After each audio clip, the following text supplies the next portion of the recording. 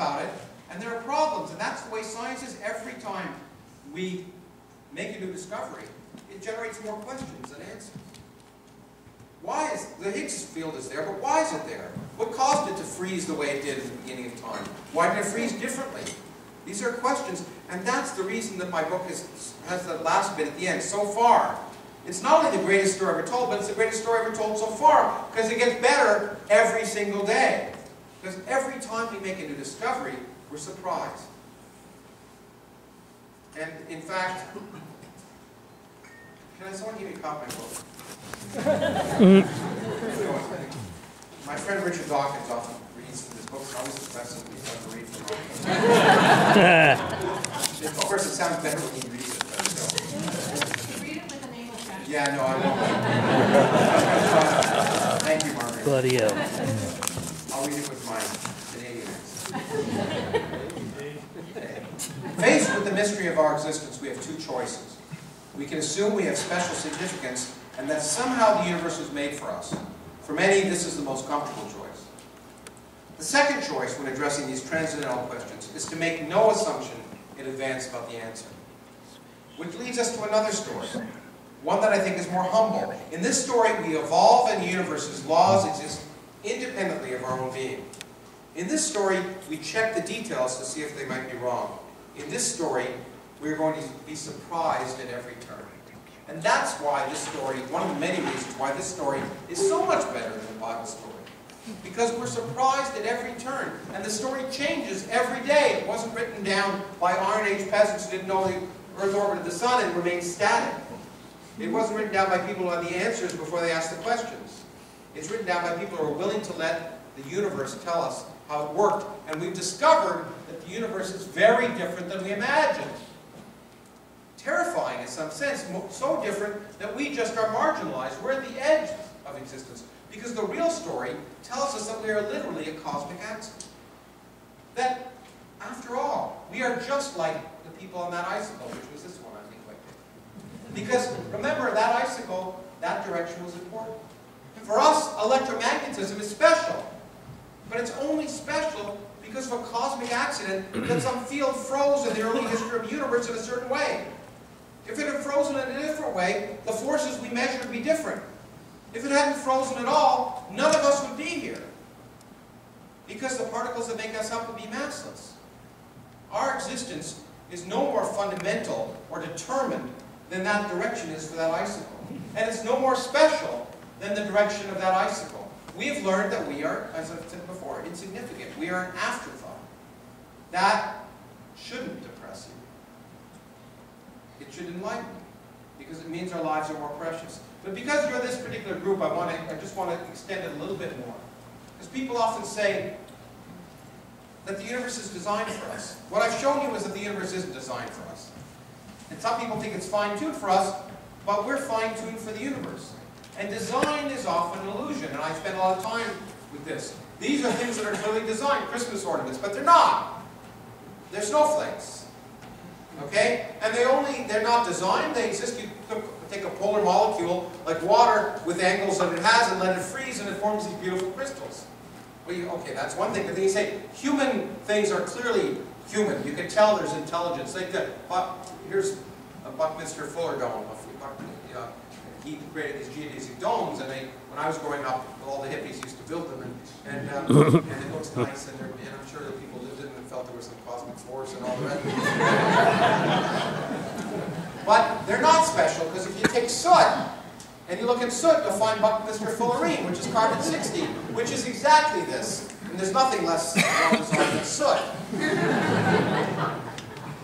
And I can't help, in some sense, going to Charles Darwin, because really, what he discovered about biology is true for the universe. And this is one of my favorite quotes from any scientific book, the last sentences of Origin of Species. There is grandeur in this view of life, with its several powers having been originally breathed into a few forms or into one. And that, whilst this planet has gone cycling on according to the fixed laws of gravity, from so simple a beginning, endless forms most beautiful are, and most wonderful have been and are being evolved. That the beautiful diversity of nature could happen by simple rules. And this is exactly what I'm talking about in physics. The incredible diversity of nature we see has these simple rules which were unexpected and don't require any huge design for us to be here. But they produce an incredibly rich universe full of galaxies and stars and planets and aliens and everything that exists in the universe. And then to show you that we have to watch out as scientists from even being myopic. A letter that he wrote to Joseph Hooker in 1863, he said it is mere rubbish thinking at present of the origin of life. One might as well think of the origin of matter. And the point is, the story gets better. We think about the origin of matter, and we think in many ways we're coming up to understanding. Science evolves, the story gets better if we're willing to realize that the universe is different than we imagine. And as I say, Darwin was a great scientist for that. But I want to end by coming back to something that Margaret talked about in a way. We're living in these times when mere empirical reality is viewed as an afterthought, or not even in existence by the White House. That people don't value science, or art, or literature. We're living in times when, in fact, if you look at the President's proposed budget, there's $900 million being cut from the field of particle physics that I was talking about. 20% of the effort of this country is going to be cut. The National Endowment for the Humanities is going to be cut. The National Endowment for the Arts is going to be cut. The Corporation for Public Broadcasting, which is responsible for the program I was on today. The Institute of Museums and Libraries, which seemed to be a big thing in Philadelphia, is being cut, totally zeroed out if that budget is done. $1.62 billion if you add all that up. In the same budget, so that cuts $1.62 billion, the same budget added $2 billion for the first down payment for a wall in Mexico. So we're cutting all of what makes this country truly great, if it does. Because if it's going to be great, it's the things we produce for the future. The art, the literature, the music, and the science. To quote-unquote defend ourselves. And the response to that is from, the best one I know of is by a physicist, Robert Wilson, who was the first director of the Fermi National Accelerator Laboratory. In response to a question during a congressional testimony on whether Fermilab would contribute to the national defense. And here was his answer. No, sir, I don't believe so. It only has to do with the respect with which we regard one another, the dignity of men, our love of culture. It has to do with, are we good painters, good sculptors, great poets? I mean, all the things we really venerate in our country and are patriotic about. It has nothing to do directly with defending our country, except to make it worth defending. Wow.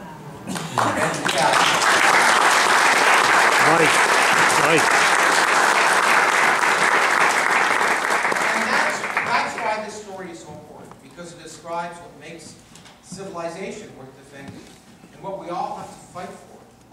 Because it may not make a better toaster, but it makes us better human beings. And even though we're here by accident, we should enjoy our brief moment in the sun. And we shouldn't be afraid of reality. I began the book with a quote from Virgil, it turns out. These are the tears of things, and from the Aeneid, these are the tears of things, and the stuff of our mortality cuts us to the heart. It's a very famous, if you've learned Latin, as I once did, it sounds very good. The next line is not often quoted, and I think it's equally important. The next line is, release your fear. And that's the really important thing. As we learn about the universe, we shouldn't be afraid of the unknown, even if it causes us to lose our faith or to discover things that are terrifying about nature. It makes the world at the same time a wonderful place, makes our lives more precious, and now we can enjoy our brief moment in the sun. Thank you. Yay.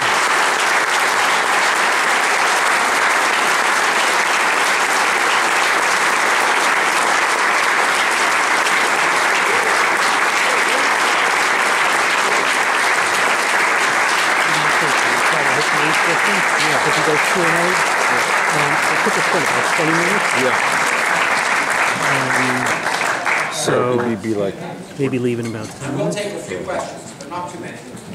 But okay. I'll take a few. First, you. Okay, is there going to be a microphone, or do people just shout? Oh, got a microphone. We are working on it. Shout. Shout. For aspiring astrophysicists and physicists, what would you suggest to who are pursuing science? Well, okay, the question, in case you didn't hear, was for aspiring physicists and astrophysicists. I assume you're one. What would you suggest doing? Well, first of all, it's great that we need more talented women astrophysicists and scientists, so it's great that you're interested. But what you really have to do is just enjoy it, okay? Really just, and often remember why you enjoy it, because you're going to deal with teachers. And so the one, actually, the advice, I don't like to give advice, but the only advice I give to young students is don't let the bastards get you down. Because remember why you enjoy it. Okay, that's the reason, because don't do it if you don't enjoy it. And if you stop enjoying it, don't do it, do something else. But, you know, as a basic thing, what you need to do, of course, is train yourself in mathematics, but you don't have to be a mathematical wizard. You don't have to be the best in your class in mathematics. I have many friends of mine who are Nobel laureates who are not the best in math in their class. But you have to, the world is described mathematically, so you have to become mathematically literate. As everyone should do, in fact, because the basis of mathematics it's really understanding what it doesn't require any more talent than anything else. Okay, it just requires work. But and then the other thing I would say is, don't restrict yourself too soon, because you don't know what interests you now may interest you, but it may change. So keep your mind open to other things. I wanted to be a doctor when I was younger because my mother told me to be a doctor, and she made the mistake of telling me doctors were scientists. And I learned, and I like science, and I learned doctors weren't scientists. Much to her chagrin, I became this. She was very upset for a long time. But anyway, so the bottom line is don't close your mind to anything, and just keep remembering why you enjoy it, and that's the key to anything. You won't, if you enjoy it, you'll do well with everything. So we have a mic now, so I'll just run to where you please. Okay, I'm going to do you, and then wait, now you have a mic. Hi. Could you explain a little more briefly how the Higgs field is analogous to the superconducting magnet in our universe? Sure. Well, it turns out in the superconductor, as I do at great length in the book, I explain superconductivity. It happens because it turns out electrons actually get bound together in a superconductor. Even though they repel, it turns out when you allow them to interact by vibrations, these things called Cooper pairs form. And you create what's called a Bose-Einstein Condensate. All the particles condense into some special state. And in the background of that special state, light acts like it has mass. And so what happens in the universe is this Higgs field condenses into a Bose-Einstein state, in which, if you wish, you have a coherent condensate of Higgs particles throughout the vacuum, throughout empty space. And in that vacuum, in that Higgs condensate, certain particles propagate and act like massive, W and Z, but it turns out the photon doesn't interact with it. And so it's in that sense that there's a Bose-Einstein condensate of Higgs particles in nature, and in superconductors there's a Bose-Einstein condensate, in this case of Cooper pairs. And that's what causes exactly the same phenomenon. And what's amazing is these things were known, and it's kind of neat to, you want to take the physicists, if you read my book, and just shake them. Say, don't you see? Because they were talking about this in the 1960s, and then in the early 70s, well, in the 50s actually, and in the 60s, and they were asking, they had the right answer, but they were asking the wrong questions. And it was amazing to see suddenly how people were focused on this one area, and they couldn't see that they had the right answer. It's like, you've probably all seen this famous movie of you're playing basketball and there's a gorilla that walks through. If you ask the kids to look for the basketball and see how many times it's bounced, they won't see the gorilla. And it's amazing. And it was, physicists were just like that. They were focusing on the wrong thing and they had the right answer all the time. It's really amazing. Right there? There we go. Yeah, right here. So, when you were talking about Einstein and how he combined what he learned from his predecessors, so we don't throw anything away. Yeah. So, the laws of physics. I'm confused about the EM drive. Did we actually throw something away there? The electromagnetic drives? Yeah. You mean the ones that mine the vacuum and give power to things? So, I guess... Don't be confused because they don't exist. it hasn't... No, it in fact violates the laws of nature. Right. So we know they don't exist. NASA will appropriate money for them, but they don't exist. Now, those are different than the electric propulsion drives, which just simply take an electric field and accelerate particles out the back of a ship. And those we do use. We're using them in spacecraft right now by sending individual particles out very fast. You can get propulsion. But mining the vacuum is not something that's possible. It's really quite simple. I've tried to explain it to NASA many times. It's very simple. The vacuum is the lowest energy state in the universe. That's what we mean by the vacuum. It's the ground state. Well, if you could get energy from it, it wouldn't be the lowest energy state in the universe. So you think that would make sense.